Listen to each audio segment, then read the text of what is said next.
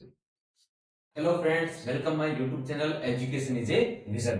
आइए दोस्तों, आज हमारा इंग्लिश क्लासेज है और इंग्लिश क्लासेज में हम पढ़ रहे हैं दोस्तों फाउंडेशन बैच। क्या पढ़ रहे हैं दोस्तों? फाउंडेशन बैच, जिसमें हम बेसिक एंड एडवांस ग्रामर पढ़ रहे हैं। Basic and advance grammar. देखिए दोस्तों, हमारा पर्पज है लर्न इफेक्टिव इंग्लिश, एक प्रभावी अंग्रेजी आपको सिखाना। मैं आपका अपना दोस्त सुरेंद्र सर, ये हमारी कॉन्टेक्ट नंबर है जिन पर आप संपर्क कर सकते हो। चलिए दोस्तों, आगे बढ़ते हैं। हम चार टॉपिक पढ़ चुके थे दोस्तों पिछले वीडियो में। सब्जेक्ट, ऑब्जेक्ट, पजेसिव, ठीक है, और प्रश्न और नंबर, ये पांच टॉपिक हम पढ़ चुके थे। कक्षा क्या होता है उसके बारे में जाना था हमने। ऑब्जेक्ट कर्म क्या होता है, पजेसिव अधिकारक क्या होता है, प्रश्न पुरुष क्या होते हैं, फर्स्ट पर्सन सेकंड पर्सन पढ़े थे, और नाम और नंबर वचन सिंगुलर और प्लूरल हम पढ़ चुके थे। अब देखिए दोस्तों, नया टॉपिक आज स्टार्ट कर रहे हैं। इसमें छठे नंबर का टॉपिक हमारा दोस्तों ये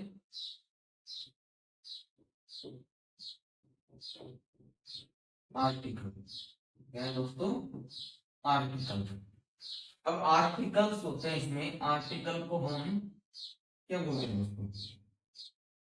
एक मीनिंग होती है आर्टिकल को हम बोलते हैं लेख भी बोलते हैं, है ना। उसको लेख भी कहा जाता है और विभेद भी कहा जाता है।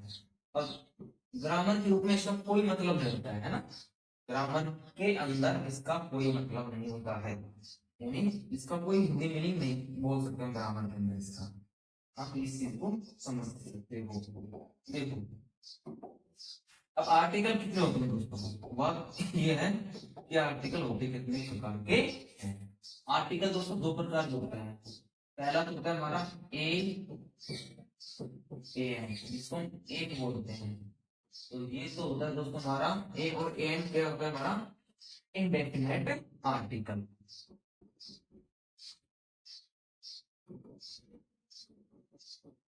इंडेफिनेट आर्टिकल, इसको इंडेफिनेट आर्टिकल बोला जाता है। अच्छा, इंडेफिनेट का मतलब क्या होता है दोस्तों? इंडेफिनेट का मतलब होता है अनिश्चित। क्या दोस्तों? अनिश्चित। इंडेफिनेट का मतलब होता है दोस्तों अनिश्चित। फिर दूसरा होता है दोस्तों हमारा टी एस टी, इसको देन या भी बोलते हैं। और ये होता है दोस्तों हमारा डेफिनेट आर्टिकल। क्या होता है? Definite article.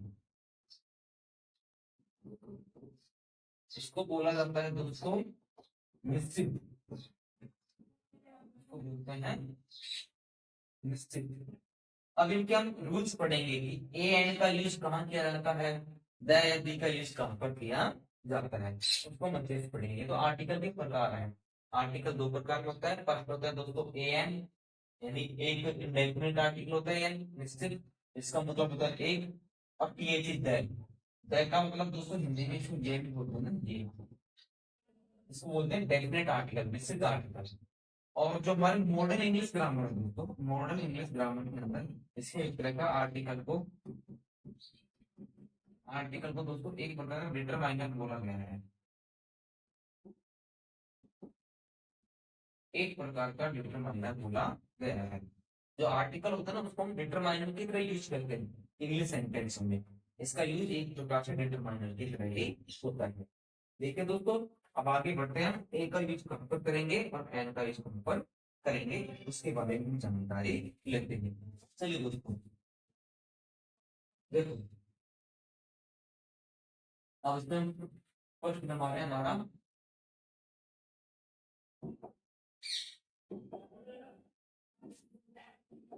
फर्स्ट है हमारा ए और एन। ए एन ना, ए और एन, इसका यूज, उपयोग, इसका उपयोग कब कहाँ किया जाता है उसके बारे में हम जानकारी लेंगे। कब किस स्थिति में कहां पर क्रिया करता है उसको हम यहाँ पर पढ़ेंगे। देखो दोस्तों,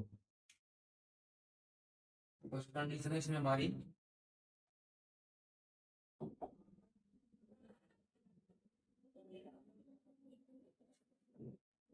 ए, जब ए एम का यूज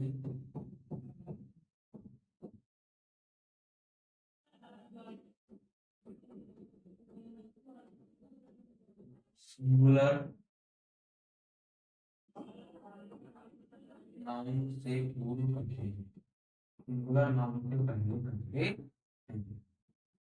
पहले कंडीशन हमारी ये कि जो हमारा सेंटेंस है उस सेंटेंस का सब्जेक्ट सिंगुलर होना चाहिए और उसके जो नाउन वर्ड है वो भी हमारा सिंगुलर होना चाहिए। तो हमने लिख दिया सिंगुलर नाउन से पहले इसका यूज करते हैं।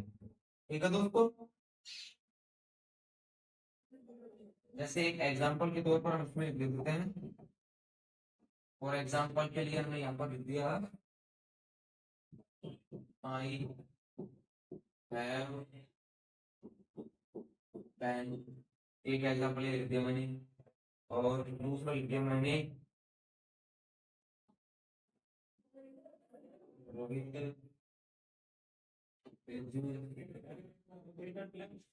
बॉय, अगला लिख दिया दिस इज एप्पल। अब यहाँ पर देखो सिंगुलर नाउन, सिंगुलर नाउन, अब ये हमारे कौन कौन से हैं? पेन सिंगुलर है, बॉय सिंगुलर है, एप्पल सिंगुलर है। अब ए और एन का यूज कैसे करेंगे? I have a pen, Rohit is the boy, this is an apple. अब यहाँ हमने एन क्यों भरा है ना, एक कब भरते हैं एन कब भरते हैं उसकी भी हम कंडीशनों को देखेंगे दोस्तों। एक कब भरते हैं और एन कब भरते हैं उसकी कंडीशन को भी हम फॉलो करेंगे। यदि हमारे नाउन वर्ड का फर्स्ट लेटर यह है, फर्स्ट लेटर का साउंड, फर्स्ट लेटर का साउंड हमारा यदि वोवेल है तब तो एन भरते हैं दोस्तों। यदि कॉन्सोनेंट है तब हम ए भरते हैं।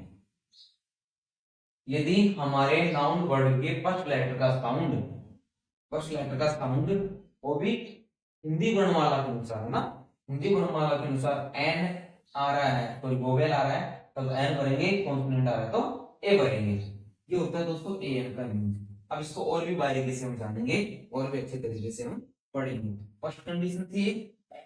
अब देखो दोस्तों सेकंड कंडीशन देखते हैं यहाँ पर हम। सेकंड कंडीशन क्या है हमारी, जिस वर्ड या शब्द से पहले, जिस वर्ड सबसे पहले हमें ए या एन का यूज करना है, ए या एन का यूज करना है,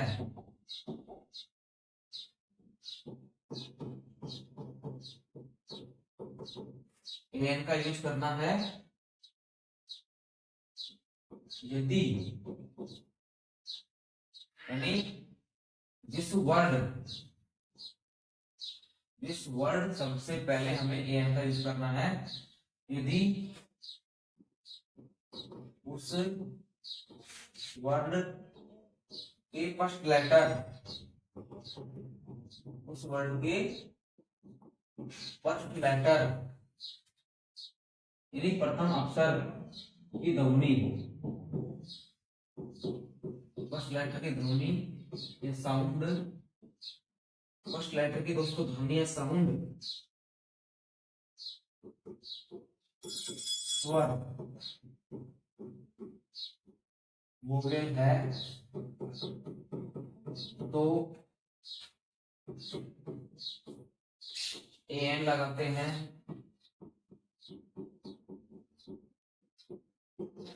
एवं व्यंजन कॉन्सोनेंट एवं कॉन्सोनेंट है तो दोस्तों ए लगाते हैं यहाँ भरते हैं। अब इसमें मेन चीज क्या है, ये ध्वनि कौन सी होनी चाहिए, ये देखो जो साउंड होता है ना वो हिंदी अल्फाबेट है, हिंदी वर्णमाला के अनुसार बनना चाहिए, हिंदी वर्णमाला के अनुसार,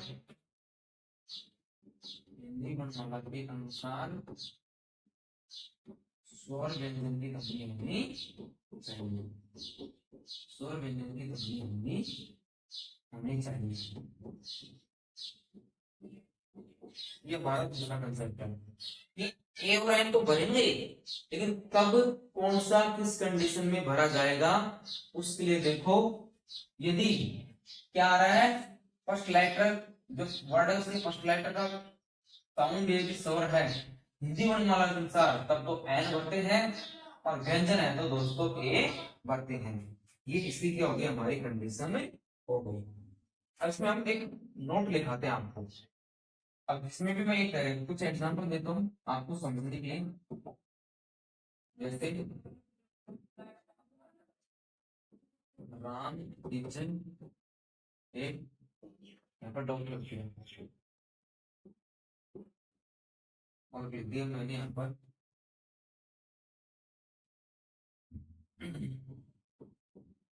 Sita kitchen,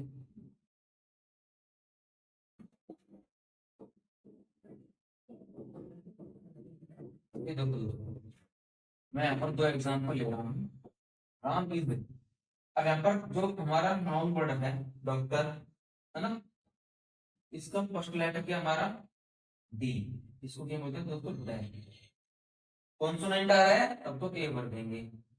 Sita is engineer, engineer का फर्स्ट लेटर है ई, क्या है वोवेल है, अकॉर्डिंग टू हिंदी वर्णमाला वहां पर एन भरा जाएगा, अकॉर्डिंग टू रूल समझे, देख लिए कंडीशन को। अब इसमें हम एक नोट डालते हैं है ना, अब हमारा नोट क्या है, इसमें एक नोट मेंशन कर रहे हैं हम इसमें, इसको आपको बड़ी बारीकी से पढ़ना होगा, बिल्कुल अच्छे तरीके से। देखो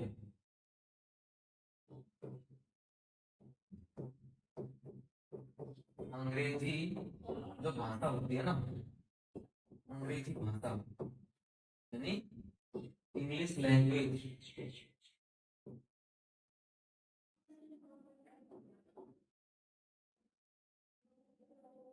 इंग्लिश लैंग्वेज होती है उसमें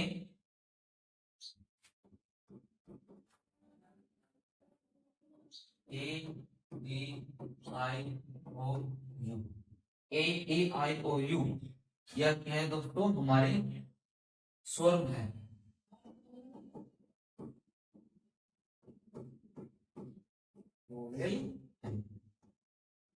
अंग्रेजी भाषा में ए ई आई ओ यू क्या है हमारे स्वर है। लेकिन कई शब्द ऐसे होते हैं दोस्तों इन वोवेल से शुरू होते हैं लेकिन उनका उच्चारण क्या है स्वर नहीं है। कई शब्द ए ई आई ओ यू से शुरू होते हैं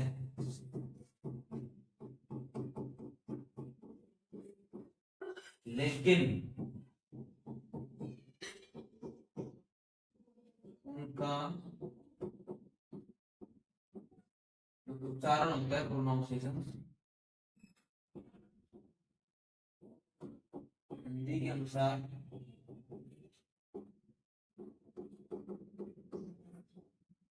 व्यंजन में होता है, इसमें होता है व्यंजन में होता है, जैसे मैंने कहा ठीक है होते तो स्वर है लेकिन जब उनको ट्रांसलेशन करते हैं तब उनका उपयोग क्या होता है व्यंजन में होता है, तब उस कंडीशन में हम तब हम दोस्तों क्या लगाते हैं ए भरते हैं, तब हम ए भरते ठीक है दोस्तों। फिर अगली चीज इसमें क्या कह रहा है, अगली चीज क्या कह रहा है, देखो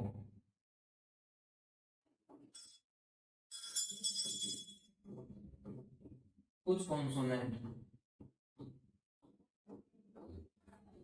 कुछ कॉन्सोनेंट जो बी से हमारे जेड तक होते हैं ना, ए ई आई यू को छोड़ करके, कुछ कॉन्सोनेंट्स बी से जेड ऐसे होते हैं, ऐसे होते हैं जो इंग्लिश में कॉन्सोनेंट है, लेकिन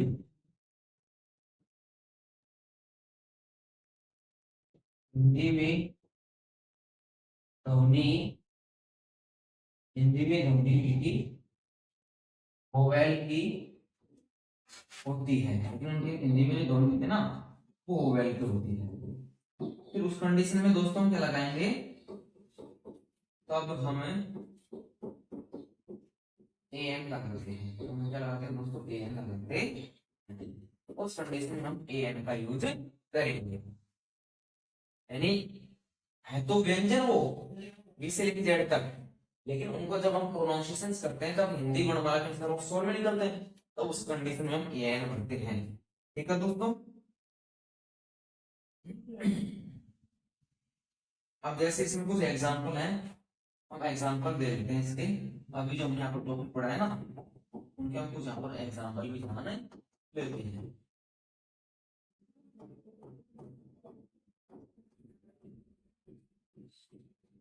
कौन सा ए और ए एन के यूजेज में, ए और एन के यूजेज में वोवेल्स और कॉन्सोनेंट्स कौन से होते हैं। जैसे दोस्तों एन अम्ब्रेला, एन अम्ब्रेला हो गया, ठीक है, ए वन रुपीज, ए वन रुपीज हो गया। यहाँ पर देखो पहले एग्जाम लिख लेते हैं, फिर हिंदी लिख लेंगे। ए एम हो गया, ए यूनियन हो गया, ए यूनिवर्सिटी हो गया दोस्तों,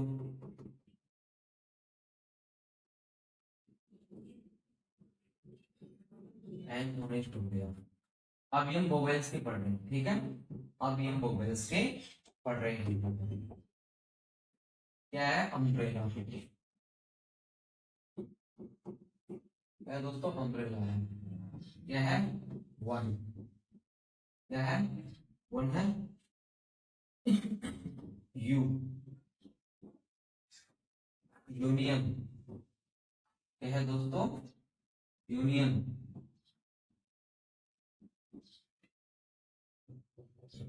यूनिवर्सिटी, क्या है दोस्तों यूनिवर्सिटी,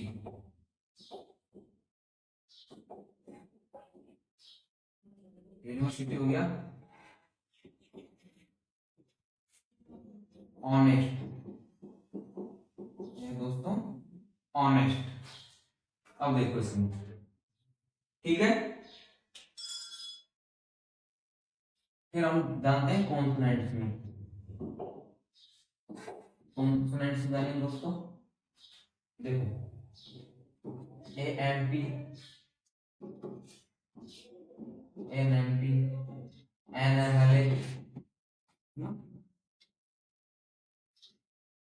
एन एम एल ए,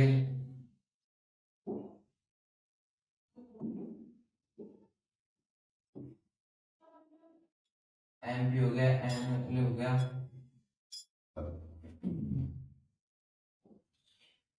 इसको देखते हैं S D M, N S D M हो गया दोस्तों,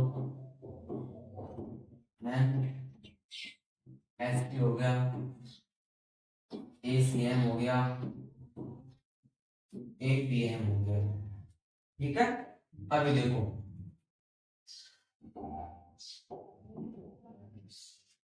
अब यहाँ पर ये जो नाम है ना ये शॉर्ट नेम है, ये कॉन्स्टिट्यूशनल कॉन्स्टिट्यूट क्या है दोस्तों, शॉर्ट नेम है, संवैधानिक पदों के संक्षिप्त नाम, छोटे नाम है, और उनके अक्सर के अनुसार गौरी लेते हैं ना। मैं इसको बोलेंगे MP, MP, M L A S D M S P, है ना, सी एम पी एम, दोस्तों। अब देखो क्या है, कॉन्सोनेंट है, कॉन्सोनेंट है सारे, है तो कॉन्सोनेंट, लेकिन इनका जो प्रोनाउंसिएशन बन रहा है वो देखो ए ए ए ए से और पै। अब यहाँ पर वोवेल्स बन रहे हैं तो हमने ए भर दिया, एन भर दिया, सॉरी वोवेल्स है तो एन भर दिया, हिंदी वर्णमाला के अनुसार वोवेल्स है तो एन भर दिया, एन भर दिया, या कॉन्सोनेंट है तो ए भर दिया, ए भर दिया। तो इस चीज भी समझ में आ रही है आपके, यदि फर्स्ट लेटर जो पहला शब्द है, किसी शब्द का फर्स्ट लेटर है, उसका जो प्रोनाउंसिएशन वोवेल आ रहा है तो उसमें एन भरा जाएगा, चाहे वो कॉन्सोनेंट इंग्लिश वर्णमाला का, इंग्लिश अल्फाबेट का कॉन्सोनेंट ही क्यों ना हो। यहाँ पर एच देखो, एच कॉन्सोनेंट था लेकिन शुरुआत उसके यहाँ से ओनेट से हो रही है, यहाँ पर हमने ओनेट एन भरा, ठीक है। अब यहाँ पर देख लो यू है, वोवेल है ना, यू है, ई है, ओ है, वन है, तो क्या वोवेल्स इंग्लिश अल्फाबेट वोवेल्स हैं, लेकिन जब हमने इनका प्रोनाउंसिएशन किया तो फर्स्ट लेटर इनका क्या आया, कॉन्सोनेंट आया, तब हमने ए भर दिया। तो ये कंसेप्ट है, ए कब लगाते हैं, एन कब लगाते हैं, ए कब लगाते हैं और एन कब लगाते हैं। ओके दोस्तों, चलिए अब इसके बारे में हम कुछ और भी जानकारी लेंगे, वो हम अगली वीडियो में बताएंगे आपको। इनके अलावा भी क्या ऐसी कंडीशन बनेगी जिनमें हम ए एन का यूज कर सकते हैं, ए या एन का यूज कर सकते हैं। Okay friends, thank you for watching and subscribe my YouTube channel education is a vision. धन्यवाद।